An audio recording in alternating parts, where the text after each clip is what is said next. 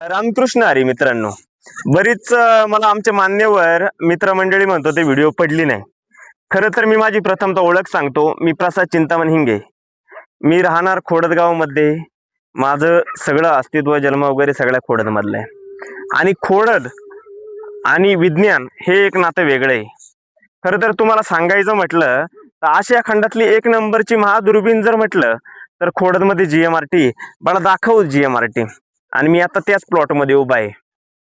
हा, तर एक गावचं नाव मी आतापर्यंत सगळ्या व्हिडिओमध्ये गुपित ठेवलं. पण माझं एक म्हणणं आहे, प्रत्येक युवक हा ऍक्टिव्ह झाला पाहिजे. प्रत्येकाने हा गाव कारभाऱ्यांना एक प्रश्न विचारला पाहिजे. माझं ते म्हणणं आहे. सर्वात महत्वाचं, व्हिडिओ का टाकली नाही किंवा का नाही याचं उत्तर मी तुम्हाला देतो.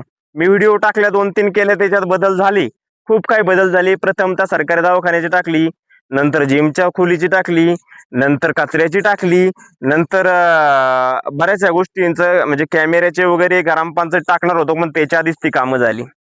परंतु मी आता माहिती अधिकार पण टाकले आपल्या ग्रामपंचायतीमध्ये. खूप मला अजूनही वाटतंय खूप मोठ्या प्रमाणात भ्रष्टाचार असू शकतो. म्हणजे मी कन्फर्म तर म्हणत नाही भ्रष्टाचार आहे, पण असू शकतो. माहिती अधिकार एकदा हातात आल्याच्या नंतर मी तुम्हाला 100% त्याचं उत्तरच देईल.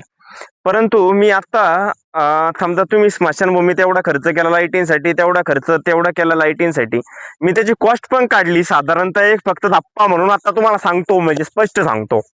2,500-3 हजाराच्या लाईटिंगची बिल लाखो मध्ये काढलेली. म्हणजे हे एक सांगू शकतो. पण जाऊ दे, त्याच्यात बदल झाले तर मी परत व्हिडिओ टाकणार नाही. पण गावचा बदल ह्या पुढाऱ्यांच्या खिशात न जाता हा सर्वसामान्याच्या करातला पाहिजे, सर्वसामान्याच्या कामी लागला पाहिजे. कारण लाईटीवर, पाण्यावर, गटारावर खूप खर्च आहे आपल्या ग्रामपंचायतचा. एवढंच सांगतो. रामकृष्ण हरी. जर बदल झालाच तर परत व्हिडिओ येणार नाही. असेच मागे मी जे व्हिडिओ टाकले त्याच्यावर जे बदल झाले, तसेच व्हिडिओ जर बदल झाले तर काही अडचण नाही. रामकृष्ण हरी.